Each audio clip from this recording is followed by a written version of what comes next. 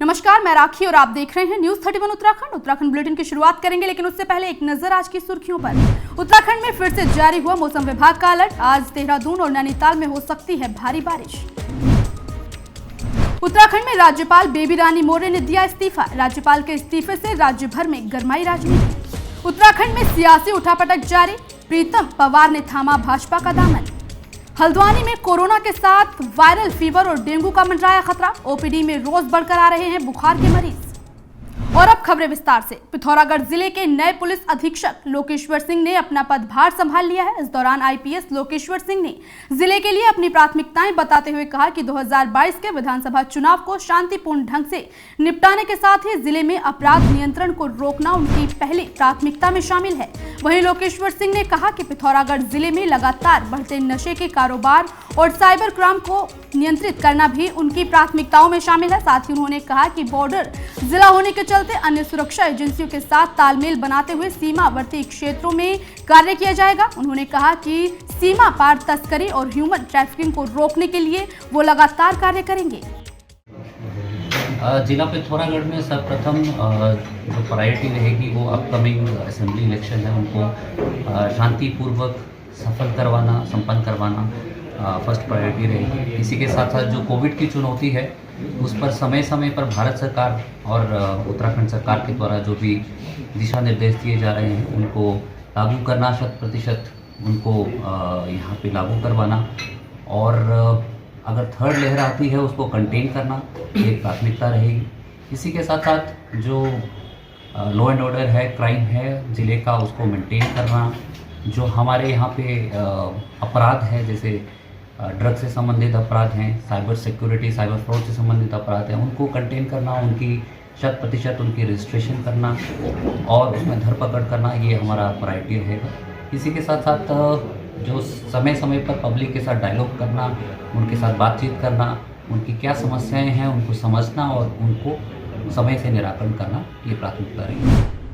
Corona काल में रोजगार छिनने के बाद उधम सिंह नगर की महिलाओं ने आपस में पैसे जमा कर एक ऐसी पहल की है जो कि स्वरोजगार को बढ़ावा देती है और इस महिला समूह की चारों तरफ तारीफ हो रही है। वहीं जिले के काशीपुर में नई किरण स्वयं सहायता समूह की ओर से चौलाई के लड्डू बनाकर महिलाओं को रोजगार देने का काम किया गया है। वहीं काशीपुर की मेयर उषा चौधरी ने इस समूह को हाईटेक कर स्वरोजगार को बढ़ावा दिया है। इस दौरान नगर निगम काशीपुर की मेयर उषा चौधरी ने कहा कि महिलाओं का काम बहुत ही सराहनीय है। साथ ही उन्होंने कहा कि कोरोना काल में आई मुसीबत के समय महिलाओं को एक रोजगार मिला है और जो भी हमारी तरफ से सहायता होगी वो हर सहायता की जाएगी। बिल्कुल, आज हम जिस दौर से गुजरे हैं वो सब भली भांति परिचित हैं और आज के समय में हम सबको ये आवश्यकता है कि हमारे घर की हर बहन अपने आप कुछ कार्य कर अपने परिवार का भरण पोषण में कुछ सहयोग अपना दे सके। इसी के मन में विश्वास रखते हुए आज एक नई किरण की शुरुआत हुई है और इस नई किरण में सहायता समूह के माध्यम से 75 महिलाओं को जोड़ा गया है। इसमें आज अभी आपने देखा कि राजभोग, ये छोटे छोटे जो लड्डू जो व्रत में काम आते हैं, जो श्री गणेश का मन पसंदीदा भोजन है, इससे आज इन्होंने ये शुरुआत की है। आगे आने वाले समय में हमारा प्रयास यही रहेगा कि सिर्फ ये यहीं तक सीमित ना रहे बल्कि और उत्पाद भी ये लोग कर पाएँ। जैसे नमकीन है, अलग अलग तरीके की नमकीन निकालें और अलग तरीके के और अच्छे काम करें, क्योंकि जो आज जितनी बड़ी बड़ी कंपनियां हैं, हम हल्दीराम कहते हैं तो हल्दीराम ऐसे ही नहीं बने हैं।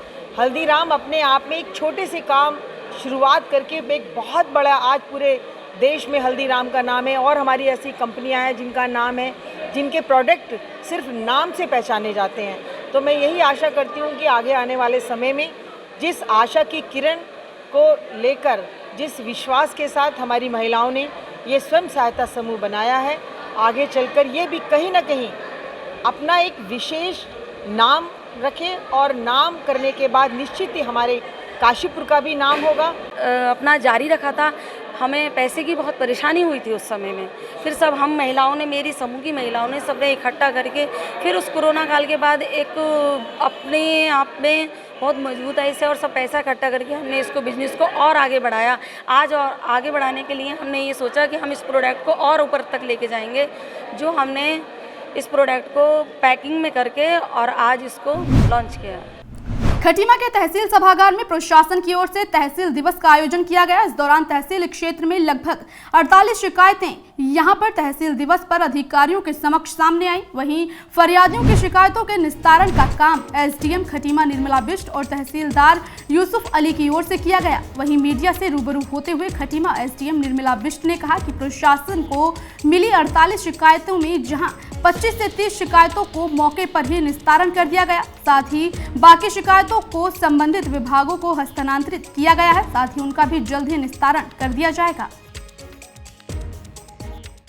देखिए, आज तहसील दिवस का खटीमा तहसील में सभागार में आयोजन किया गया था और टोटल 48 शिकायती प्रार्थना पत्र प्राप्त हुए थे और शिकायती के साथ साथ इसमें सहायक प्रमाण पत्र है, वृद्धावस्था पेंशन है, उसके अलावा आपसी झगड़ों के काफ़ी प्रकरण थे और उसके अलावा आपके विभिन्न प्रकार की डिमांड है, रास्ता बनाए जाने, रोड बनाए जाने, सबको लेकर प्राप्त किया। तो उनको दर्ज करके संबंधित विभाग को कार्रवाई के लिए भेजा जा रहा है। साथ ही साथ जो अनुपस्थित विभाग हैं उनके विभागाध्यक्षों को या कार्यालय अध्यक्षों को भी इसके अनुपस्थित रहने के संबंध में नोटिस जारी किया जा रहा है। इसमें से अधिकांश शिकायतों का मौके पर निस्तारण हुआ है। तकोने निकालने या बाकी जो भी शिकायतें मौके पर निस्तारित होनी होगी थी, करीब 25 से 30 शिकायतें ऐसी थी जिन्हें निस्तारित मौके पर ही किया गया है। ये शिकायतों को आगे कार्रवाई के लिए भेजा गया है।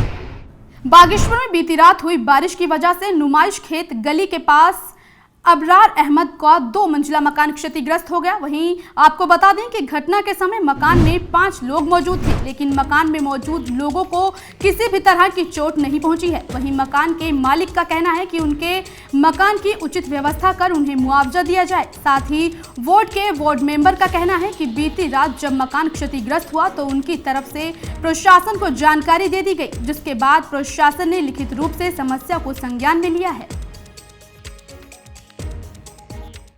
जैसे कि कल रात हमको सूचना मिली थी कि यहाँ पर एक मकान हो गया करके, तो यहाँ पर इसमें किराएदार रहते हैं, करीबन बहुत लंबे टाइम से रहते हैं।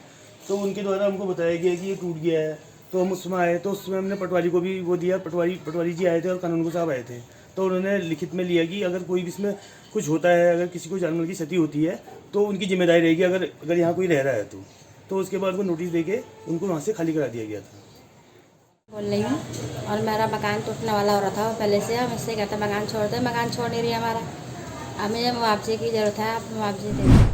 सीएम पुष्कर सिंह धामी उत्तराखंड के मुख्यमंत्री बनने के बाद आज पहली बार नैनीताल पहुंचे। वहीं उनके पहुंचने के साथ ही कांग्रेसियों ने पूरे नैनीताल का माहौल गर्म कर दिया। इस दौरान धामी को कांग्रेस की पूर्व विधायक सरिता आर्य ने अपने कार्यकर्ताओं के साथ मिलकर काले गुब्बारे दिखाकर मुख्यमंत्री का विरोध किया। वहीं मुख्यमंत्री वापस जाओ के नारों के साथ मुख्यमंत्री के दौरे का विरोध किया। वहीं अपने कार्यकर्ताओं के साथ पहुंची कांग्रेस महिला अध्यक्ष सरिता आर्य ने कहा कि भाजपा सरकार केवल मुख्यमंत्री बदलने का ही कार्य कर रही है, लेकिन अभी तक धरातल पर ऐसा कोई भी काम नहीं किया गया है जिससे कि नैनीताल की जनता संतुष्ट हो रही हो।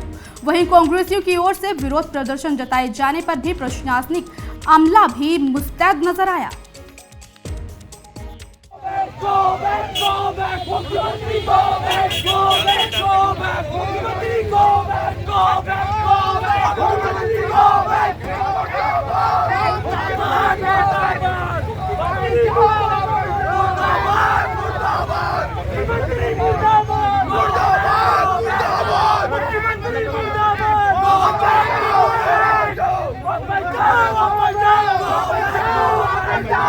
कि देखिए मुख्यमंत्री को यहाँ की लोकल हमारा कृष्णापुर देखो, जो हमारी धरोहर है उसको तो ठीक करवा नहीं रहे हैं और यहाँ आके घोषणाएं कर रहे हैं, सिर्फ चुनावी घोषणाएं हो रही जिसका हम विरोध करते हैं। ठीक है। और पार्किंग का था, इनका ना पार्किंग बन रही है।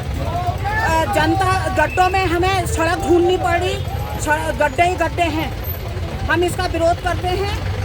दूसरा बिना उसके ये लोग कल इन्होंने कृषि वहाँ हमारा बॉ कॉटेज में कईयों के घर तोड़वा दिए और एक भाजपा के परिचित का घर नहीं तोड़वाया।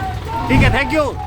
और इसी के साथ उत्तराखंड बुलेटिन में आज के लिए बस इतना ही। बाकी की खबरों को देखने के लिए आप बने रहिए न्यूज़ 31 उत्तराखंड के साथ। नमस्कार। हर खबर में होगी हमारी नजर। खबरों से जुड़ने के लिए हमारे चैनल को सब्सक्राइब करें और बेल आइकन दबाना ना भूलें।